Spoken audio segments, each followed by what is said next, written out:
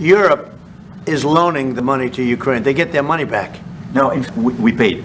We paid 60% of the total effort. Like the US, loans, guarantee, grants, and we provided real money, to be clear. This is, we speak about frozen assets. We already used them to back precisely the loans negotiated at the G7. And it's part of the sanctions, so it will depend on the follow-up of the discussions. But clearly, we respect international law. It's just frozen assets now.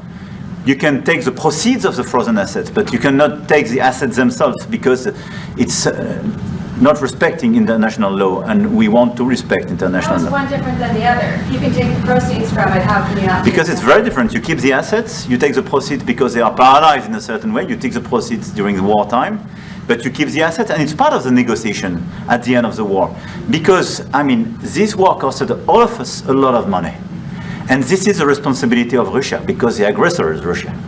So at the end of the day, this frozen asset should be part of the negotiation, all in all. Will France support the U.S. being compensated?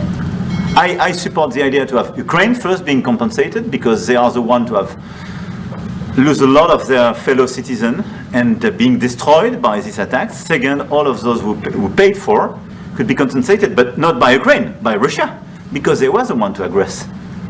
Again, just so you understand, Europe is loaning the money to Ukraine. They get their money back.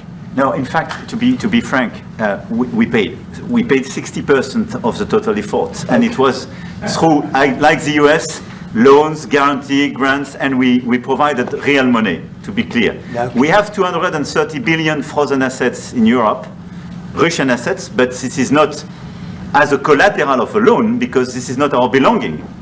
So they are frozen. If at the end of the day, in the negotiation we will have with Russia, they're ready to give it to us, super. It will be loan at the end of the day, and Russia will have paid for that. If you believe that, it's okay with me.